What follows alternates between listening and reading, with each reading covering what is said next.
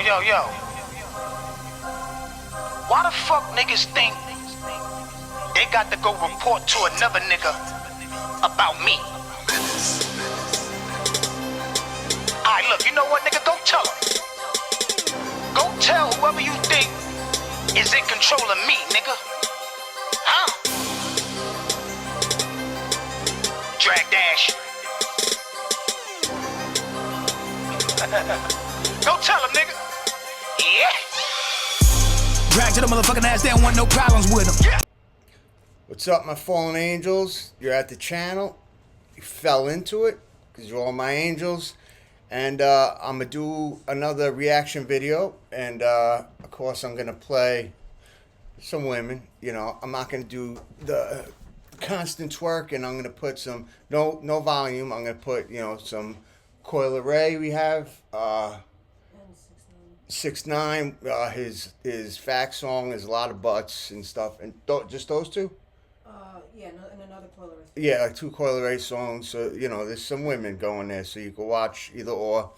And I do plan on adding to my channel, interviewing, not turning into a podcast, but it's like a podcast where I interview prostitutes, crackheads, robbers, you know, burglars, you know, stuff like that.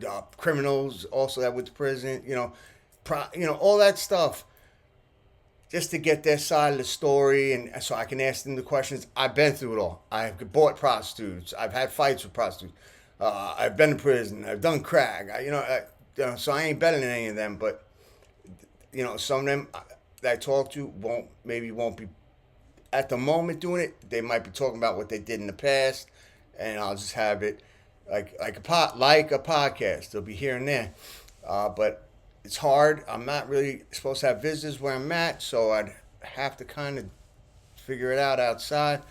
But some of them might not want to be on camera, so I might have to get when I give them a mic, get them like the voice like, you know, like where like if you're talking on Fox 5 and you don't want to be known, so they black you, you know, they have it dark and your voice ain't your voice. They might want that because they might be current, or they don't want their family knowing about stuff they've done.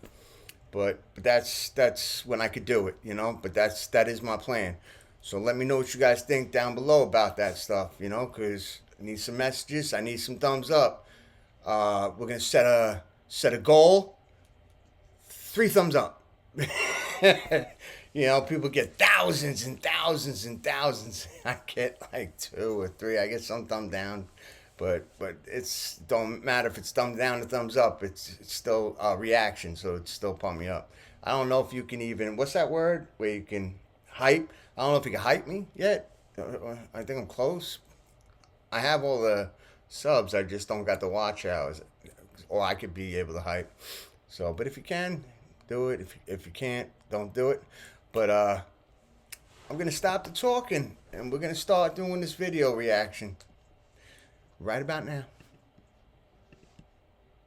This was the shocking moment when an MLB pitcher realized his life was over. Former Red Sox pitcher Austin Maddox went from a World Series ring holder to a child predator after he was arrested in Florida in 2024. Investigators say he believed he was talking to a 14-year-old girl, unaware the teen was actually an undercover detective. When he arrived at the meeting place, officers pounced on him before he could even walk through the front door and arrested him immediately. Shit. The report says he had driven there intending to meet a teenage girl, part of a wider operation targeting child predators. Maddox was charged with multiple felonies and later sentenced to 3 years in prison, his mugshot replacing whatever was left of his brief baseball career. A man in Mantua, Italy is under investigation after police discovered he had kept his mother's corpse hidden inside their home ever since she died in 2022. He never reported her death. Instead, he placed her body in a sleeping bag in the laundry room where it eventually mummified. Over the next 3 years, he continued collecting her pension, pulling in tens of thousands of euros.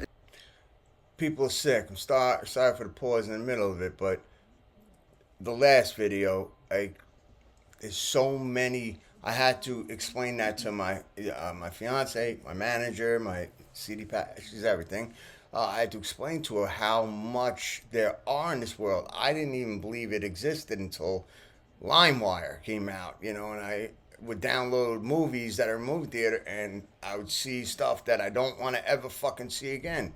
You know, they would just slickly put shit on there, and I didn't think it was really exist. I thought it was maybe 1 or 2 in Long Island, and maybe 9 at the most in 5 borough. You know, but it's fucking all over the place. It is all over the place, and it's sad.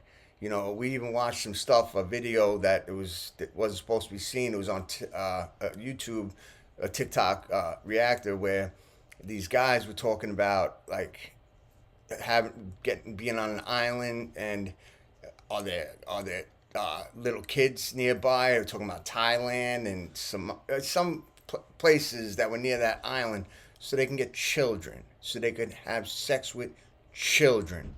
You know, that's the stuff they were talking about. And a lot of them also go to international waters where there's no laws and do sick, heinous stuff.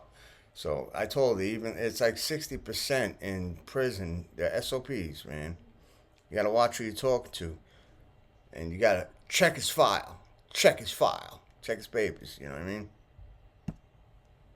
Back to business. Annually. When her ID expired in 2025, he tried to renew it by dressing up in a wig, makeup, and his late mother's clothes, hoping to pass as her. But staff grew suspicious of his deep voice and masculine features and alerted police immediately. Authorities compared photos, searched the home, and found the mummified remains, leading to charges for fraud, identity theft, and concealing a corpse.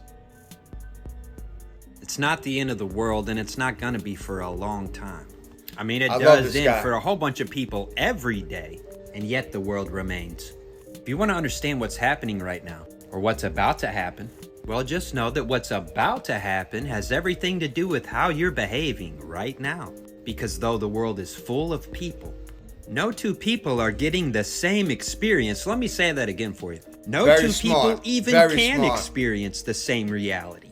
The laws of physics are universal. Experiences vary greatly, don't they? You don't know what it's like to be me any more than I know what it's like to be you. It's all quite relative, while also being cause and effect deterministic. How you behave today is going to decide what your tomorrow looks like, but no one has promised such a thing.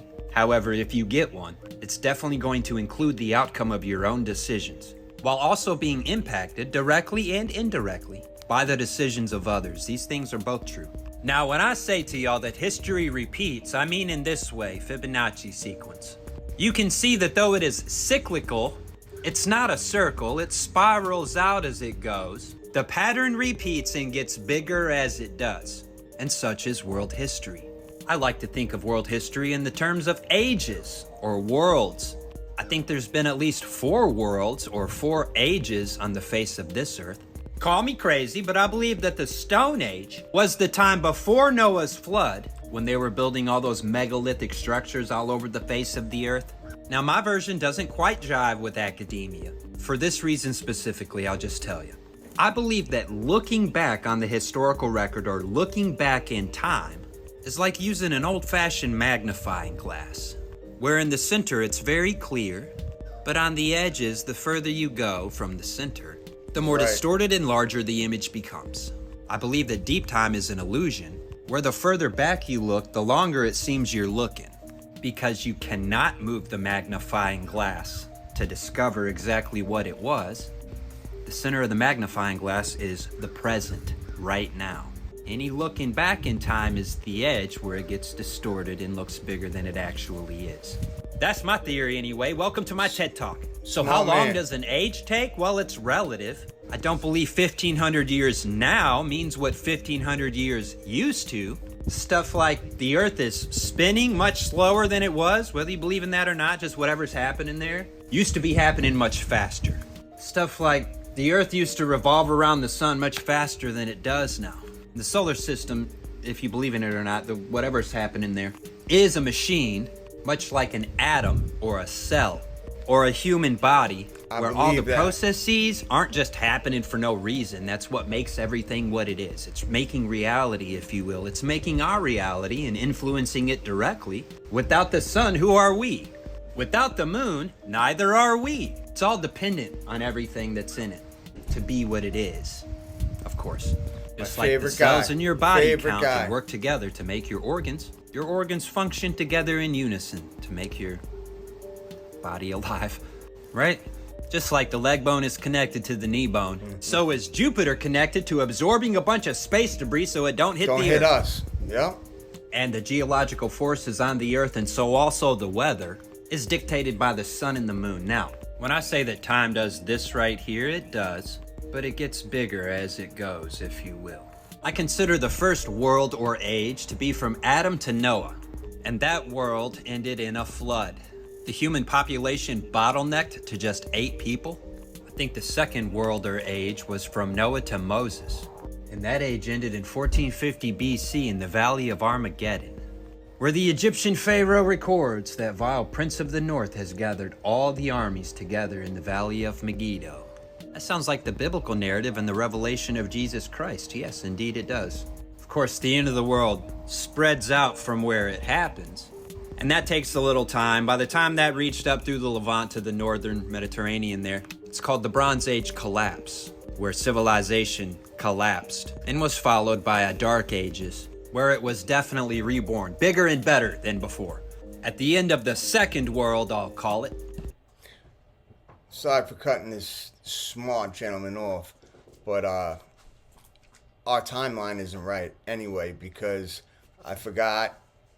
So you got to do your own homework on this, but a certain Caesar and a Pope or King or something wanted to be the ruler of the year 1000.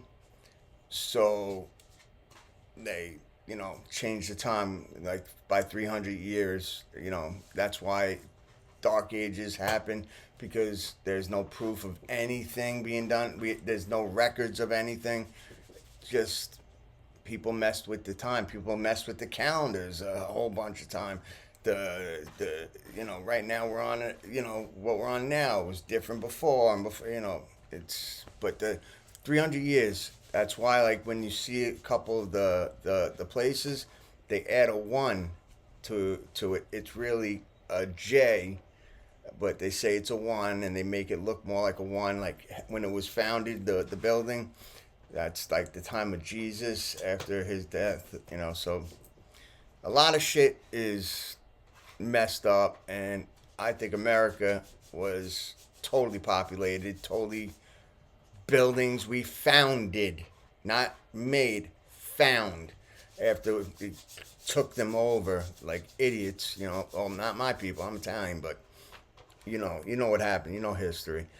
But I believe blacks lived here, they're not African, just black-skinned and Native Americans, and they didn't live in all teepee huts, like they made buildings. They made great buildings, and you had who are those people too, babe? She's listening to music, but another group of people that Tartarians, where they have the stuff on the top of the buildings, their buildings, and they get the free energy from the ether. And ether used to be an element, and they took it off once, because they didn't want us to know free energy, because the Rockefellers and the oil people and all those all those people. We had the Mycenaeans, the Hittites, the Minoans, and the Babylonians all fell, but what followed was the Greeks, the Persians, the Romans, etc. Yes, Neo-Assyria and also Neo-Babylon, but then the Persians, Bigger and better than before, more globalization after it killed the previous age. It's like a nuclear bomb went off in the Valley of Megiddo, and the ripples of that spread out through time. It took about 300 years for what actually started there to culminate in the Bronze Age collapse, which definitely included sea peoples. We'll talk about them later if you want. Again, I've talked about them a whole bunch already. The Sherdan is the tribe of Dan in Sardinia. The Denian are the tribe of Dan that settled up in the Aegean. Drought, a dry and thirsty land where no water is. Can you imagine? Earthquakes in diverse places. Some of them fellas built their civilizations right on a fault line, of all places. Who would do such a thing like that, LA? I was about to Volcanoes say that. that locked out California. the sky with clouds of ash and brought famine, climate change. You think all that happens for no reason? No, it happens because things are changing. Something new is being born. What? An age. An age is ending, a new age is being born. Disease, pestilence, you get the idea. Did the Sea Peoples burn civilizations to the ground in a scorched earth policy? Yep. And yet volcanoes did block out the sky. Weird, it all happened at once. Over the course of 300 years. It wasn't instant, it was accumulative. Takes a while for these things to come to fruition. For an old age to bear its fruit. What is that? The new age. Just like a man bears fruit and has the next generation of children with his wife. I mean, he don't do that by himself. Hey, there's a metaphor there. Yep, there is. For the rise and fall of civilizations also. The Mycenaeans fell so that the Greeks could be born. Who married into the Mycenaeans to become the Greeks? That tribe out there. Who was Bela? She wasn't from one of the 12 tribes of Israel. Rachel couldn't have children, and so she gave Jacob her handmaid Bela. And so what, did Dan just return to their roots? Wait, is that not the same story as Sarah giving Hagar to Abraham because she couldn't have kids either, she thought, even though God had promised her she could and would have a son?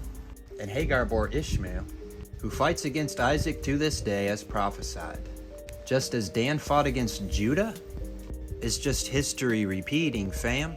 While the effects of what happened with Sarah and Abraham and Hagar are still being felt, that story has repeated and is being felt in 2 different ways now, and it's repeated again. It's being felt in 3 different ways now. The effects of that story repeating keeps being the story of how nations are born to this day, even if it's metaphorical in this age. And it must be, because back in Abraham's day, we're talking about people who we give a name to. In our day, we're talking about the nations that they became. And so you can see how the story was small but got bigger. That's how. What's this got to do with World War III? Well, you'll notice that World War I, World War II, now World War III, it's getting to look more and more like Armageddon each go-round. The ability to destroy becoming much bigger, even if it appears more subtle for a time. And just like the story of Armageddon happened in 1450 BC, it's happening again right now that we're shaping up for another world war, like unto Armageddon. And what is accompanying it once more? Of course, earthquakes and volcanoes and floods and pestilence. It's just one story repeating. But this is not the end of our age. World War I was not the end. World War II was not the end. World War III is not the end. It's not called Armageddon. It's called World War III. If it was the end, it'd be called Armageddon. It's not. It's World War III. You ever start an old truck? The story repeats as World War I and World War II and World War III because it's trying to get big enough to be Armageddon. Just like the starter in a truck turns the engine over until it can run. What should we do then? The meek shall inherit the earth. Jesus told us what to do every day until the end of the world, which ain't happening anytime soon. I'm sorry to tell some of y'all, because it hurts your feelings, and that hurts mine too. I don't want to be the bearer of bad news such as the world's not about to end. We're gonna have to be here for a while longer yet. Gonna have to find a purpose and serve it, otherwise you're gonna be bored. I suggest Jesus Christ has told us everything to do until the end of the world, and it's just love one another, overcome evil with good. That doesn't mean act evil and expect that you can vanquish evil being evil. You cannot. Evil can only be overcome with good, otherwise it's just evil multiplied. You can trade one devil for another and get hell, or you can follow Jesus till the day you die and get heaven. I do suggest loving one another, following Jesus into heaven. Watch out. So what if there's a secret Lizard People Starbucks underneath Los Angeles? Maybe beneath the palm trees is a secret subway system designed not for commuters, but for A-list celebrities. And maybe those A-list celebrities aren't just dodging the paparazzi, but maybe they can let their true forms be exposed down there. You know, that human skin suit's probably going to get stuffy every once in a while, so you kind of want to let your real self out. And by real, I mean something that kind of looks like that TV show V. But there is rumors that these tunnels stretch from Beverly Hills mansions to studio backlots, letting the rich and famous slither, let's say, around like high-budget mole people. Some folks even swear these tunnels connect to old Prohibition-era smuggling routes, meaning celebrities are basically using the same paths bootleggers once did. Just this time around with better lighting and maybe heat lamps, because you know, lizards. And you know, honestly, it kind of makes sense to me. If I were a cold-blooded shapeshifter trying to maintain a flawless PR image, I'd also want a climate-controlled underground hallway to Molten. I mean, you know, this is Los Angeles anyways. If there's any city where an underground labyrinth for celebrities could exist, it's the one where half the population already acts like they live in a different dimension. Did anybody else see in the news yesterday that a train disappeared going from St. Louis to Chicago? Listen to this. Now, yesterday at 8 a.m., a train leaves St. Louis. And somewhere along the way on its route to Chicago, it completely disappears. And not only that, it lost communication. Now, there was this video that came forward of this woman, and she's at the St. Louis train station. And you can see the workers running around, panicking, and they are yelling, "Do not get on that train if you do not want to make it to Chicago, because another train has just disappeared." And everyone at the train station is like confused, like, what do you mean the train disappeared? Now, other people came forward and videos were released from Chicago saying, "Hey, my family members were supposed to come in today at the station and they never made it. And they have no idea what happened to this train." Now, they're trying to sweep this all under the rug because they come out the next day and they're like, "Hey, no train disappeared." But then they changed their story again and they said, "Well, the train broke down. We sent someone out to get them and there were vehicles that transported them to Chicago." But several people are still saying this train has somehow disappeared. This isn't the first time something like this has happened. You know, we seen not too long ago, there was that woman who got on the plane. She starts freaking out and she tells everyone they need to get off the train or off the plane. And there have been tons and tons of instances where we've seen planes, trains, and cars just disappear completely. And a lot of this is just swept under the rug and then they don't talk about it anymore.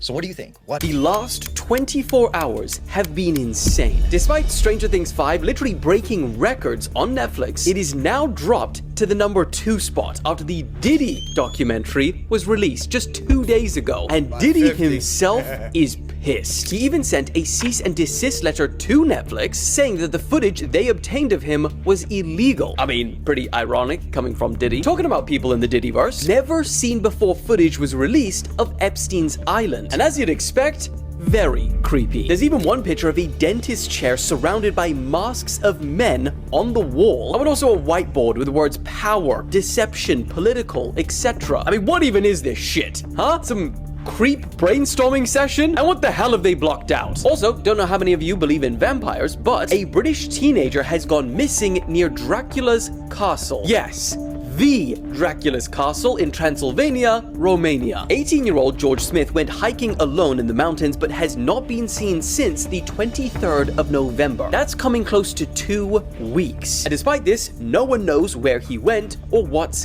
happened to him. Speaking of search and rescue missions, Malaysian authorities are resuming their search for the flight HS370, 11 years after it mysteriously disappeared with 239 people on board. Now, they're actually partnering with an American marine robotics company, Ocean Infinity, to scan the ocean bed over a 55-day period. And lastly, Australia have officially begun removing under 16s from social media. Bro, and the ban only comes into effect next week, but they are just raring to go. In fact, Meta are starting early with reports of kids' accounts being deactivated in the country. But, you know, they did say that you can download and preserve your social media account so that when you do turn 16, you can just get right back to it. Have you ever heard of the Lavon Affair? And if not, then you might want to tune in. The Lavon Affair was a failed Israeli covert operation, codenamed Operation Susanna. It was conducted in Egypt in the summer of 1954. He's very smart. You gotta listen to him. Everything he says is on fucking point, and he knows what he's talking about. He's related to BlackRock, right? Beauty Mark? Oh, she's listening to music. But, yeah, like, not a Rothschild, I think from Black Mark, but he's like the redhead, he's a ginger. He's like a redheaded stepchild. Like, they don't want nothing to do with him. He don't want nothing to do with them. He's exposed him. He talked about it on his TikTok, but he knows a lot of shit, and he just exposes it. He is very smart. Check him out. I'm telling you. Beauty Mark.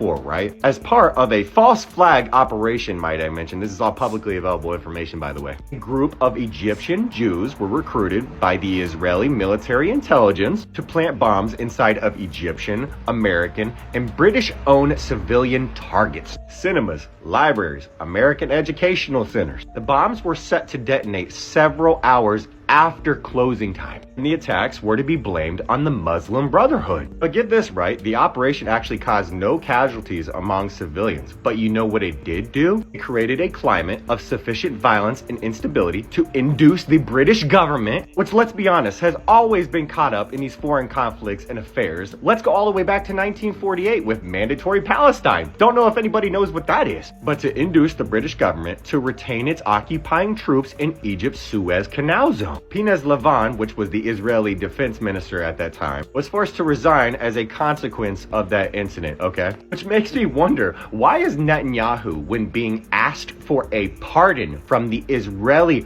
president, not being forced to resign? I mean, look at the bus incident that occurred this year in Tel Aviv. What happened to the ceasefire at that time? Then again, what happened to every single other, in quotation, ceasefire? Then again, what happened to Charlie Kirk? You see where I'm going here, people? If you don't, then you're really too far out of touch with reality. The sun just drew an infinity symbol made of pure fire, mate. And yes, I'm taking that as a good cosmic omen, right? This is your solar update. Strap in. Front and center of the Earth-facing side of the sun is active region 4294.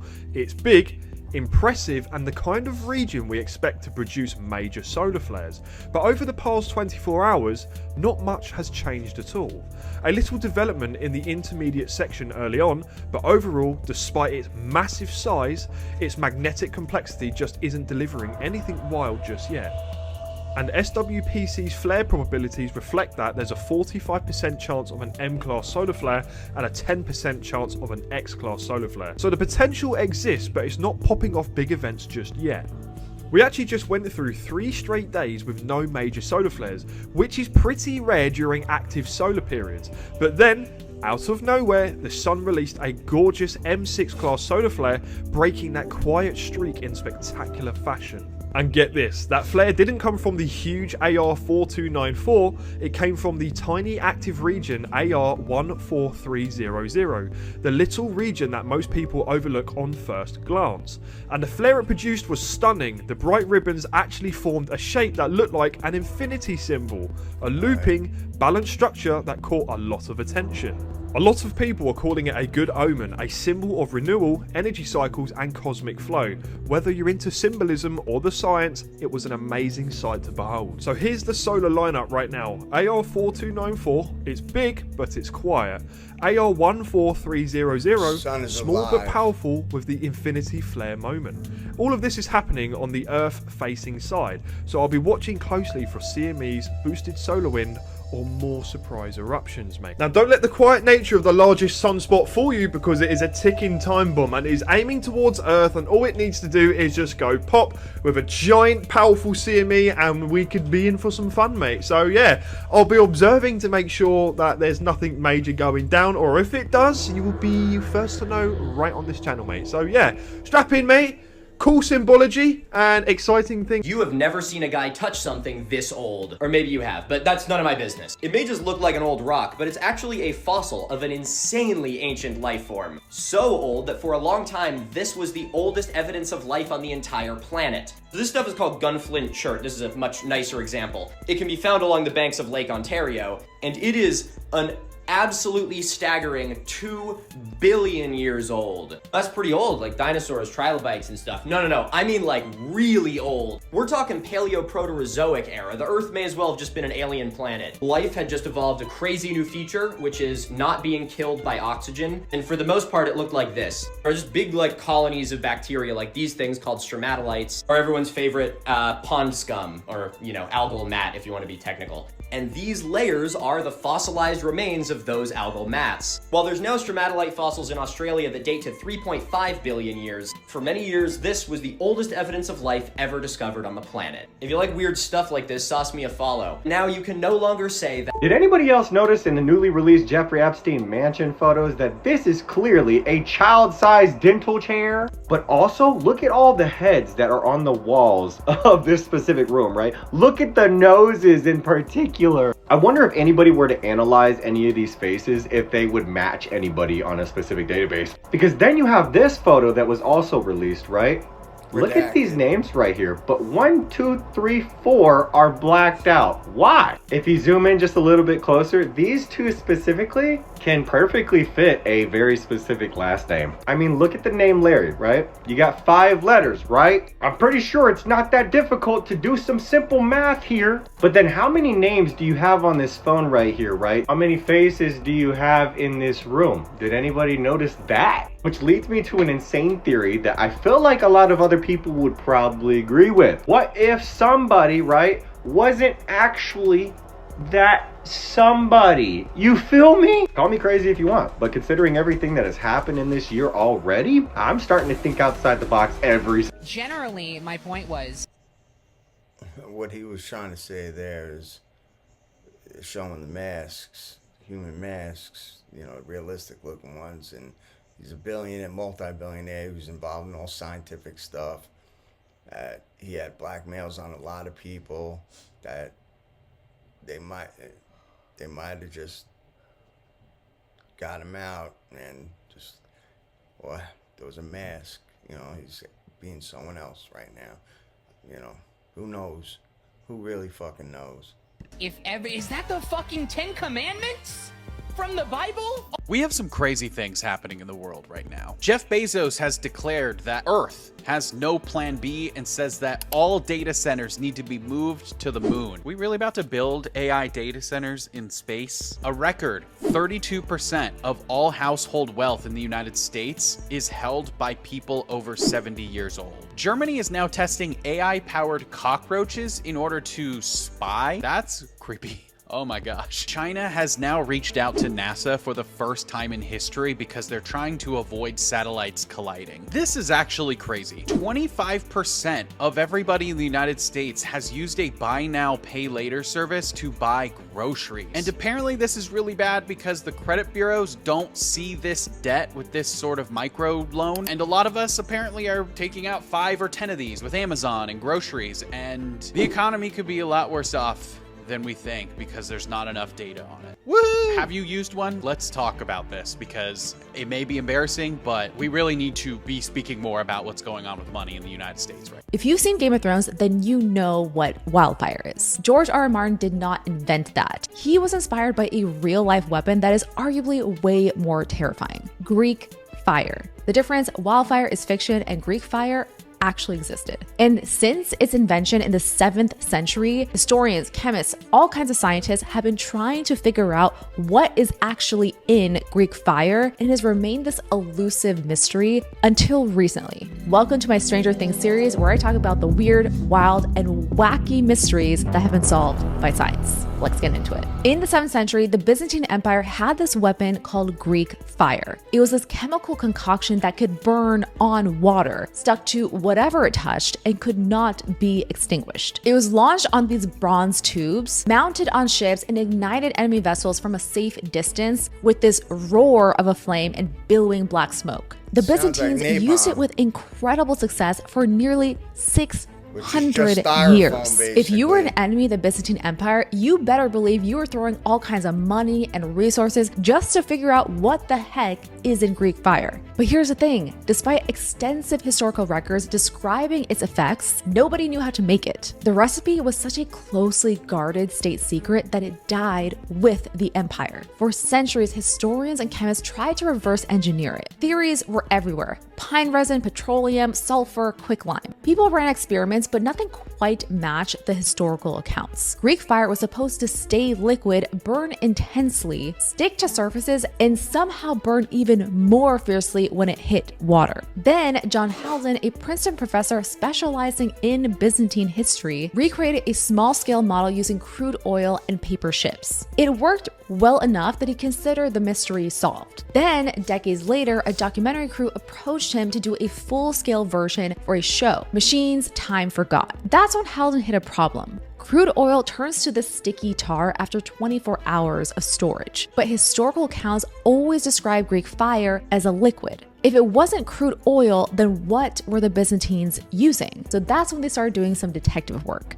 Haldon consulted a geologist who told him that not all crude oil is the same. From this, they identified a region between the Black Sea and the Caspian Sea right in Byzantine territory, with oil fields producing a very specific type of crude oil. This oil is low in non-hydrocarbons and high in kerosene fractions, which just means it evaporates slowly, staying liquid during storage, but still ignites easily. But most importantly, this oil could be directly collected from the surface. No drilling was required. However, historical sources always said that Greek fire was a mixture, not a single substance. So Haldon figured the second ingredient must be pine resin, something the Byzantines had in abundance and was theorized about for years. So Haldon built a full-scale model, and when they fired it, the results matched historical descriptions perfectly. Flames shot across the water, stuck to the other ship, and burned intensely. Greek fire remained a mystery for nearly 14 centuries. That is so nuts. And what solved the mystery wasn't just chemistry or history alone. It was someone willing to combine both disciplines,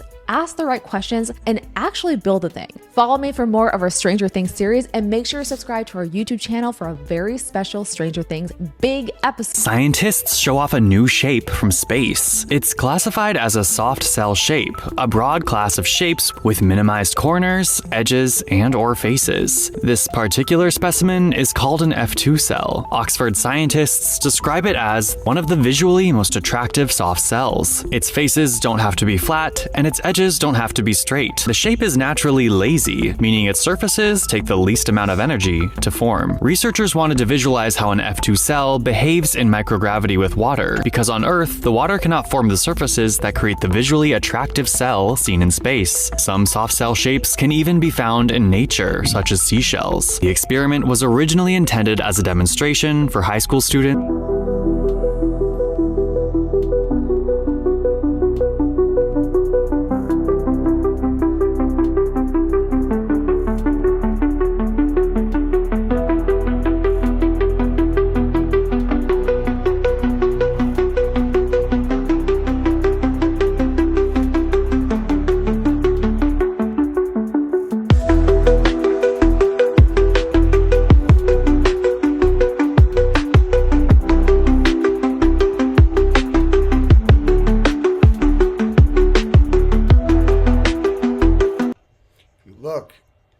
Looks like the spine of it too, you know, like I'm mirrored, so I got it.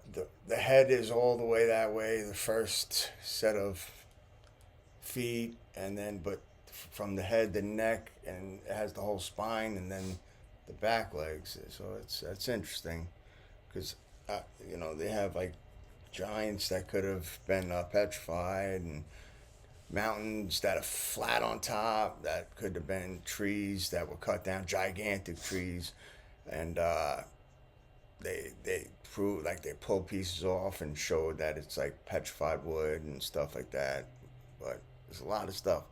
I'm gonna tell you about something that we all got to watch out for in a little bit. I'm gonna let a few of these play though first.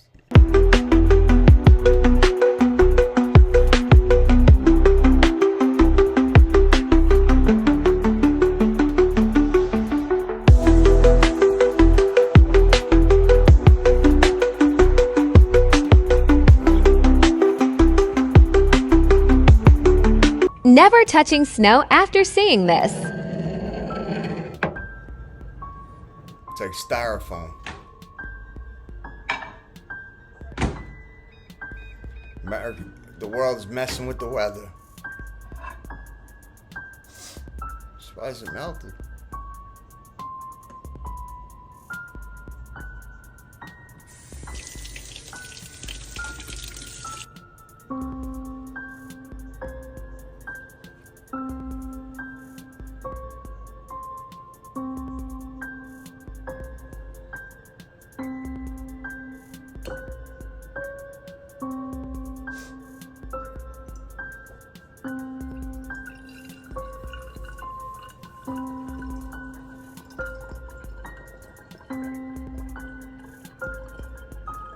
You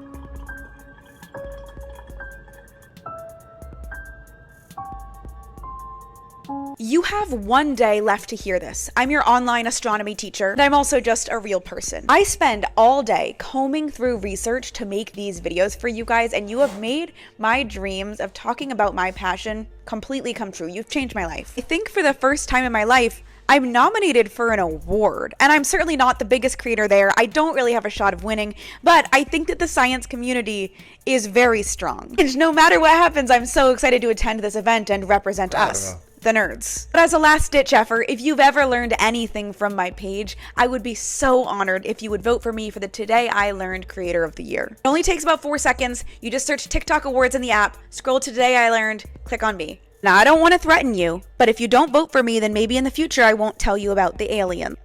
The following video is CCTV footage coming out of China, and it captures something truly weird and out of this world. And I don't believe this is a simple glitch in the camera or glitch in the matrix like people like to say. As you can see, the camera is working fine and recording everything along the street. That was until this man appears out of nowhere. Literally, it's like he stepped through a veil and appeared on camera.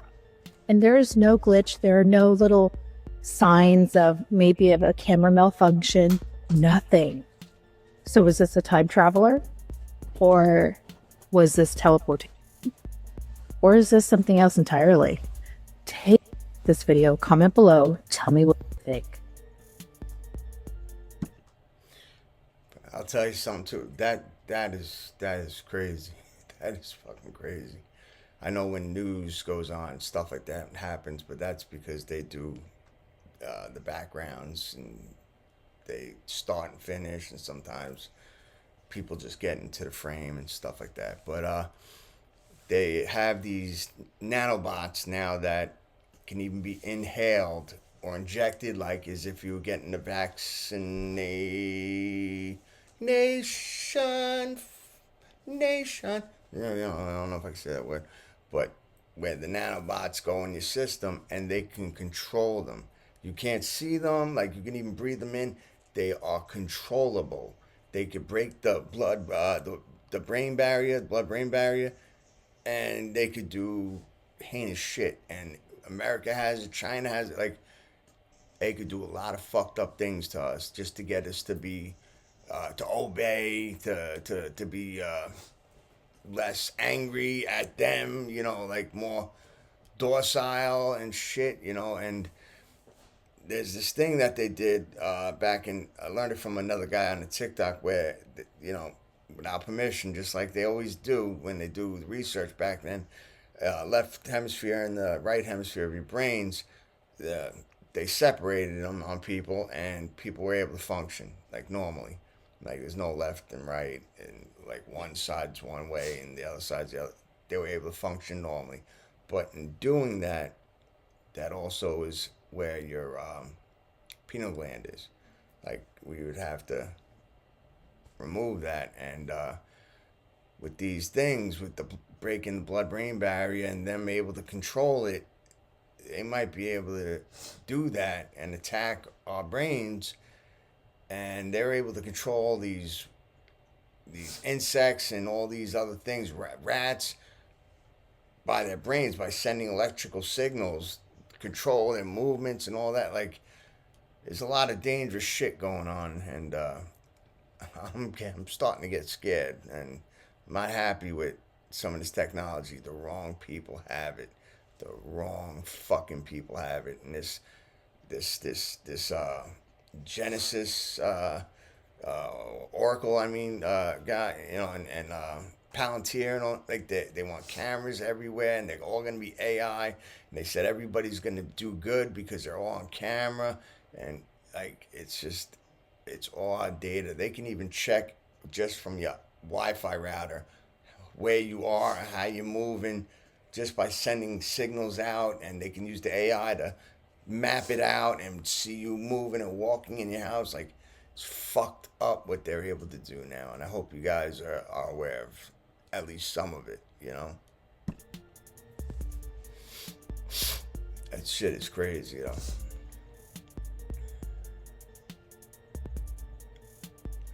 bit is enough to last the video, right? Like, even though I've been talking. Yeah, put it on loop. Alright. Like, if you have to rewind it, Yeah. you don't have to rewind it. 'Cause you can just, all right. Scientists just discovered a powerful way to lower pain by matching music to your body's movement. And no, this wasn't wishful thinking. They found important brainwave changes when the mind and the body were in sync with the music. In a recent study, scientists already knew that both music and movement helps lower pain. But the big question was that they didn't understand why and whether if being in sync with the music itself was important at all. So they set up this experiment where participants got this small pain stimuli while listening to percussion music. And they tested different scenarios where participants would only listen to the music or drum in sync, out of sync, or totally mismatched with the original music. While listening only or drumming out of sync helped just a little bit, the biggest pain reductions came when participants both listened and drummed to the music while in sync. And this is because the in-sync movement lowered a key brainwave called the N2 component, which is connected to how your brain feels pain. And this synchrony works because your brain likes predictability. When your actions matches the beat, the brain feels like everything is lining up, reducing conflict, stress, and also when you get into this groove, you naturally activate the body's reward system, where reward and pleasure lowers pain, in addition to being in a flow state where you have less attention on yourself and more focus on the activity. And what's interesting is that out of sync movement does the exact opposite, creating more sensory conflict, more cognitive effort, which means you feeling more pain. Key takeaway here is synchronizing your body with rhythm by dancing or playing music can lower pain in brain-based. Hermes Trismegistus is actually, he's a figure that Hermes Trismegistus, the Thoth, authors, the scholars of religion and the scholars of history, they say that he's a combination of three different figures. He's a combination of the Roman god Mercury, he's a combination also of the Greek god Hermes, as well as the Egyptian god Thoth, the three of them.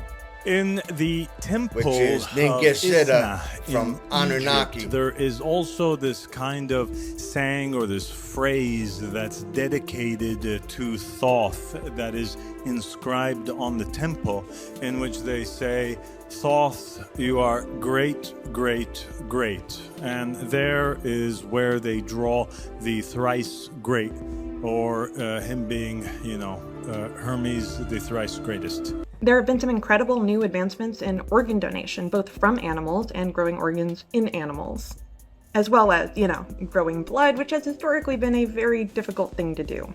But I am serious, these things have been tested in humans and even hit stage 3 clinical trials. We may be in a situation where the 100,000 people in the United States who are waiting for an organ could actually get one. Let's start here. One of the issues with growing organs in other animals for humans is that generally the animal cells will overtake the human cells and it will end up being highly chimeric. You may have some ideas about what a chimera is based in history or perhaps mythology, but when we're talking about it in science, it means two different tissue types from different origins coming together and forming one. But even the same species counts as a chimera. You might have seen a cat like this when two siblings end up fusing into one. So what they managed to do is turn off some of the genes that control for cell-cell adhesion, so cells sticking together to form like skin.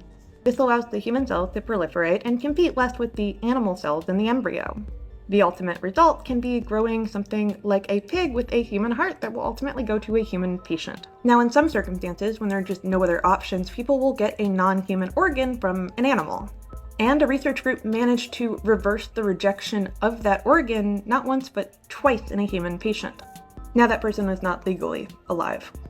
What they did is they managed to track down exactly the antibodies as they were being produced in that person and then deactivate them, meaning this was personalized medicine to that patient.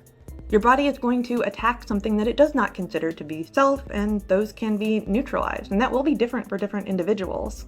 This opens up so many doors to transplants that will not eventually reject. Many of these are reaching human trials, which means on the horizon, we're going to see cures for things. Maybe not perfect, maybe not all at once, but we're close and we have made a lot of progress. Follow for more. What's that? Oh, apparently scientists have discovered where our souls go while we're sleeping. Tell me more. Yeah, while these scientists were studying the brain, they noticed there was these microsurges happening when people got into deep sleep. But what is it, you ask? Oh, that's the moment that your soul is detaching from your body. Oh, goody. But what's even crazier is they were able to track that energy signature to where it went after it left the body. Yeah, they found when it moves from the body, it goes to a place that is not on Earth, but is also on Earth. Yeah, what they're calling it is the echo field. Basically, once it leaves, it goes to this echo field where a bunch of other souls are during the time of sleep. They said that when you're actually waking up and sometimes you jump up and you think like you were falling off a cliff, that's actually your soul jumping back in your body, and it's kind of overshooting your body a little bit is what they're saying. Oh.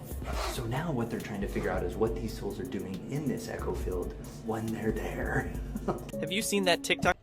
See, they're also saying that your dreams, like, so they're saying everything. I don't think they got proof of any of it.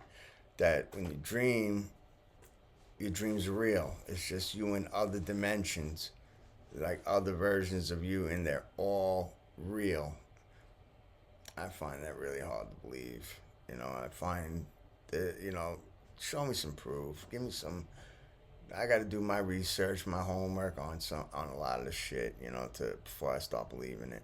Account that went viral just a few days after it was created. There aren't even that many videos on it, but every single one has racked up millions of views. The reason is that these videos are supposedly filmed by a guy who actually lives in North Korea. You probably know that in North Korea, most people don't even have a cell phone, let alone access to the internet, and definitely not to TikTok. Basically, the only people who are allowed to show the country and go online freely from a smartphone are government officials or tourists. And even tourists are taking a huge risk when they do it. But this guy doesn't look like a tourist or someone from the government at all, because judging by what we see in the videos, he lives pretty poorly. On top of that, his phone is clearly far from the latest model. The video quality is honestly pretty bad. In his videos, he shows the apartment he lives in, the food he eats, and he often films his TV where North Korean news is playing. And it even seems like he's hinting that North Korea might be getting ready for some kind of conflict. The more I learn about this, the crazier I feel. Sometimes bubbles can produce light and scientists aren't sure why. It has the nickname star in a jar because the light produced is hotter than the surface of the sun. But there is also a kind of shrimp that can use it as a weapon. It all starts with a cavitation bubble. You've definitely seen this before, like on a boat propeller, for example, or on an ultrasonic cleaner, like for jewelry or glasses. These work because the sound waves causes the water to tear itself apart and form cavitation bubbles. And then suddenly the water collapses back upon itself and briefly creates these environments of unbelievably high pressure and temperature. That is what cleans off your jewelry in an ultrasonic cleaner. That is also what certain shrimp use to stun their prey. And under the right conditions, these bubbles can spontaneously produce light. And scientists are not exactly sure why. There have been all kinds of theories. In the early 2000s, we even briefly thought this might be the key to solving nuclear fusion. And the current dominant theory is that the high pressure and temperature creates plasma that then kicks off radiation, but the specifics of all that are very hotly debated. The thing is, like, at these scales, physics just gets weird, and I can't wait for us to have some better answers. An anonymous user posted to the paranormal subreddit. He and his friend discovered this strange effigy in the forest in the Catskills. It's a wooden carving of what appears to be a woman that was found with 3 nails pounded into each of her eyes and a rope fashioned into a noose around her neck. Against their better judgment, the man's friend then decided to take the effigy home. The man's friend then began complaining about the effigy moving from its spot, and he was smelling strange smells like pond water inside his home. His dog wouldn't even go near this thing. It would even begin barking aggressively at it. The dog also peed in the house 3 nights in a row, which she really never did before. Soon enough, this man then started hearing strange knocking sounds inside his home that kept him up at night, and one night someone knocked on his front door at 3 a.m., the witching hour. But when he went to check, no one was there. He believed something had infested his house and was constantly watching him. He had even discovered muddy footprints inside his home that weren't his. Then he heard someone breathing like his grandpa with the tracheotomy. In the Reddit post, they asked for advice and thought about burning the effigy or destroying it somehow, and many suggested to not burn or attempt to destroy the effigy since that could unleash even more havoc. The man and his friend went back to his friend's house to get the effigy so they could return it, but they noticed the dog refused to enter the house altogether. The man also saw muddy footprints inside, and the whole house smelled like a dirty dog covered in dirt. When they vocalized to the effigy that they planned on returning it, the dog started frantically barking outside, and moments later, the two men saw what looked like an old woman in the corner of the living room. She was naked and dripping with water, and her eyes seemed to glow in the dark. The men ran outside and waited a few moments before heading back in. The coast was clear and that strange woman was mysteriously gone. So they quickly wrapped the effigy in a pillowcase, put it in a box, and left. Here I have the Emerald Tablets of Thoth, of Hermes, Enoch. It's the shortest alchemical work with the most truth in it. And this is what it means. It's only that short. And it says this: truth, certainly. That which there is no doubt. That which is above is from that which is below. And that which is below is from that which is above. Working the miracles of one. As all things were from one. Its father is the sun, and its mother is the moon. Cerebrum, Sarah, Abram. Ra, Ra. The sun exalts in Aries, the moon exalts in Taurus. Gold, silver, king, queen. Its father is the sun, and its mother is the moon. And what does that mean? The sun corresponds with the pineal gland in here, and the moon corresponds with the pituitary gland in here, in the third ventricle, attached to the optic thalamus. Joseph and Mary. The earth carried it in her belly. Here in the belly, let's put this back the right way, shall we? Here in Virgo, in the belly, is the solar plexus. The solar plexus is the place where the seed, the Christ, is born every month, when the moon transits your sun sign. And that psychophysical germ, if saved, will ascend the oil up your spine. And that oil was produced from the pineal gland and the pituitary gland, the sun and the moon. The earth carried it in its belly, in her belly, and the wind nourished it in her belly as earth which shall become fire. Feed the earth from that which is subtle, with the greatest power. It ascends from the earth to the heaven and becomes ruler over that which is above and that which is below. And I have already explained the meaning of the whole of this in 2 of these books of mine. That's it. It's teaching you the alchemical secret of how to ascend the oil. Just the same as the Lord's Prayer. What's the Lord's Prayer all about? Turn your Bibles with me, brothers, and we shall indulge in the Word of God, shall we? Man, I'm not a very good Jehovah's Witness, am I? Witness Bible, and I can't find the Lord's Prayer. Staring at it. Matthew chapter 6, verse 9, 10, 11, 12. Our Father. You must pray then this way.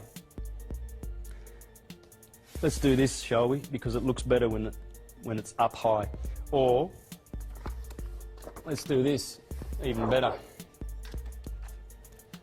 Our Father who art in heaven, Aries, let your name be sanctified. Let it be holy. This is where holy stuff happens. Let your kingdom come. Let your will take place, as in heaven, also upon earth. As above, so below. This is the Emerald Tablets of Thoth. It's all ripped off from Egypt. This is an Egyptian book. Give us today our bread. That's the bread. The seed, it's called the bread, the oil, the salt, the chrism, the Christ, the manna from heaven. And forgive us our debts, as we also have forgiven our debtors. And do not bring us into temptation, but deliver us from the wicked one. Temptation is to be a glutton, or an alcoholic, or an oversexed person, or anything that puts that Saturnian acid in your body and destroys the oil. I don't blame people for thinking aliens made this at all. If you compare it to art, this guy's to nail super perfect smart, symmetry, too. you need to know math and geometry at an expert level. You need to be able to get a big piece of rock out of the ground. You need to know geology and have the tools to do that, and then organize enough people to move it to a place where you can carve it. Listen to how ridiculous our view of this actually is, because we consider this a myth. If one of these guys said, we need to divert all resources to making a 20-foot granite statue of me, are you down? These guys had such a deep understanding of reality. They can communicate their entire philosophy via art and embed science and everything they studied into it. We're just now catching up because we have a language to explain it now. Meanwhile, they just demonstrated it in stone. Tons of it can only be understood from the sky. That's if you can read the language, which just so happens to be the only language that the universe speaks, geometry. Words can be misinterpreted. What cannot is a universal law carved in stone with art. There's also a concept here that's being communicated. Lurking behind the garbage we've been sold is the actual potential of the human mind. To unlock that potential, I'd show you how much they actually did and what's possible. Then I'd explain their understanding of reality and how they translated that into form. Then I'd explain the philosophy that unlocked their mind and mobilized their populations. Then, building macro devices to connect and evolve consciousness collectively might make sense. That is the type of conscious content I try and develop. Everything I cover here is going to eventually be a free video on here. This year, I'm at 400 videos. It's my personal mission to entertain you while liberating this information from the death grip of time. To do that, I have to travel and talk to... Hold on. You're saying the oldest tablets on Earth claim humans weren't made by the biblical God at all? That's exactly what they say. Anunnaki. The Sumerian texts describe beings from the stars, the Anunnaki, who came to Earth long before written history. They didn't create us out of love, but out of need. Need? Slaves. For what? For labor. We weren't made to worship them. We were made to serve them. The first humans weren't blessed. They were programmed. Adam wasn't divine. He was designed. Designed? How do you even design a human being? The tablets say the Anunnaki mixed their DNA with the clay of the earth, crafting a hybrid species built for work. Humanity was engineered to farm, to build, and most importantly, to mine gold for their dying world. So we were slaves? From the start? From the very first breath, which raises the real question. Who do you actually belong to? A loving God, or the gods who made slaves? And what if those gods are coming back? Then maybe humanity's next chapter isn't evolution, it's recollection. So do you remember this from a few years ago? This guy's smart. These have been seen by millions and millions of people online. On the flip side, the public has tried to debunk the challenge with other videos showing magnets not sticking to others. Well, I have no idea what that was, but what I do know is if I was going to be an evil scientist of sorts, the first thing I would do, I would find something that everybody has. Something like our magnetic fields. And the next thing I would do is find a way to control that magnetic field with things like light and outside magnetics. Especially when it came to the ones inside the brain. And then under the premise of helping people, I'm gonna create these tiny little robots that function off magnets and can be controlled by light that can swim around in your brain. To actually attack cancer cells, and they found that they can build these little robots that can be activated by light that drill into cancer and kill them within 60 seconds. So just think of that potential of being able to be injected with this technology, activated by light, and then maybe we do find a cure for cancer. Yup. And then once this is inside of everybody, I'm gonna use them to completely map out people's brains. That way I could do things like regulate their behaviors and control their emotions.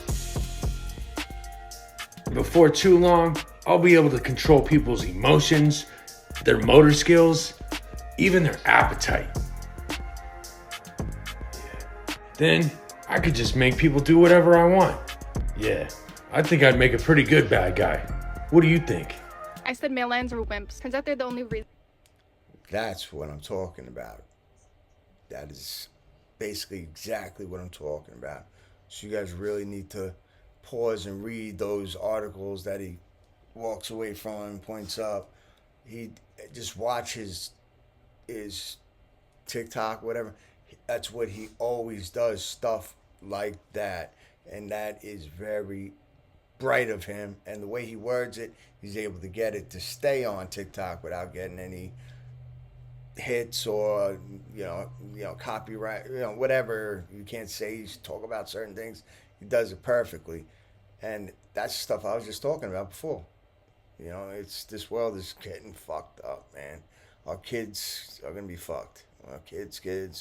And lionesses can hunt in peace. Male lions aren't lazy, they're specialists. Their entire body, their size, their mane, their roar is built for war. Lionesses hunt because they're faster and lighter. Males defend the cub, the territory, and the bloodline. Their roars can travel 5 miles and hit over 100 decibels. It's not just a sound, it's a territorial warning that keeps predators at bay. They see 6 times better than humans in the dark. Most patrol at night and cover over 100 square miles. They spend the entire time marking borders and challenging intruders. When males fight, they don't mess around, it's quick and violent. Dust flies and bones will break until one of them doesn't get up. Most males never survive past the age of 10 because their life is so brutal. And their mane isn't decoration, it's armor. The dark manes means higher testosterone and stronger genetics. That's why lionesses prefer darker manes. Some males form coalitions that run entire regions. The Mapoko brothers were a group of lions that controlled over 160,000 acres, and they killed over 100 rivals during their reign. Male lions are so powerful that even when one dies, scavengers hesitate. They're not lazy, they're recovering from the cost of being a king. It's so easy to be in a position of feeling regret when you lose someone you love. And I tried to read a book by C.S. Lewis because he lost the love of his life. He was only married to her for 4 years. It's called A Grief Absurd. Crocodile teardrops and shit. Come on. It was a very hard book to read. Not because it was about grief, but because in the opening pages he talked about how angry he was with God. And I've never felt that. I'm not angry with God. Never have been. Never have I questioned, why, Lord, are you putting me through this? Why are you testing me? Why are you? Because God is so good and he's so sovereign. And I know he uses everything. Even what the enemy meant for evil. And I have no regrets. So when I saw this moment, I was just thinking about myself and a lot of emotions and grieving that I have experienced and all the emotions that I've shared with you guys and the anger that I have felt. And I want to be very clear that I am not that example that she is giving. Like, I could have never, and I know that so many people agree with this, I could have never forgiven Tyler Robinson for whatever part he played in this. And obviously I'm saying whatever part he played in this because I don't believe that he was the lone person involved. I don't even think he's the person that killed Charlie Kirk. But even if you believe all of those things, I never could have turned around and forgiven him that quickly, right? And I have not even processed, I definitely, when I prayed about this, asked a ton of questions to God. She's going to get with. She is absolutely right in the what vice president. She is delivering. They're going to run together to us for what the biblical teaching is on these matters. Vice presidency next. But I next could not feel that way, and so I was questioning myself. Listening to this, like, what is wrong with me? Like, well, actually, what is wrong with me? Why am I not able to get to forgiveness? Why am I not able to, or why am I rather questioning and asking why? And why do somebody so young? I mean, even my dad, sympathy, by the way, was so impacted. He met Charlie a couple of times. He was so impacted by Charlie's assassination that it made him crazy. Go, if I was right, if I'm right, my dad said this, like, I want to be a better grandfather and a better father because I look Vice at myself and I'm older, and I haven't lived a life anywhere near as admirable as Charlie has lived his life. This is my dad literally said this to me on the phone, and it makes me feel like, why him? Why did this happen to Charlie Kirk? And I just, I don't know. That's kind of what I was thinking. I was going, wow, what is wrong with me that I have felt all of those things, that she has had the wisdom to just not go through that. You know what I mean? Or not, I guess I shouldn't say not go through that, but not fixate on that. Did you know that clouds are extremely heavy? It's true, but if that's the case, then how much do they weigh and how do they stay floating in the air? Well, clouds are actually just millions of very tiny water droplets. The amount of droplets depends on how dense the cloud is, but since they're technically water, we can estimate their weight. For example, the average cloud has about a half gram of water per cubic meter, and the average cloud is about 1 billion cubic meters big, which means they weigh about 1.1 million pounds, or about the same as 100 elephants. So how does this massive thing stay in the sky? Well, clouds form when warm, humid air rises. It's slightly lighter than dry air, so it floats to the top. As it cools, the water vapor condenses into tiny droplets that mix with dust to make a cloud. But here's the wild part. Those tiny droplets do try to fall, but they're so small that the rising air lifts them faster than gravity can pull them down. And that's what keeps a 1 million-pound cloud afloat. And you can follow me for more interesting videos. This was the show.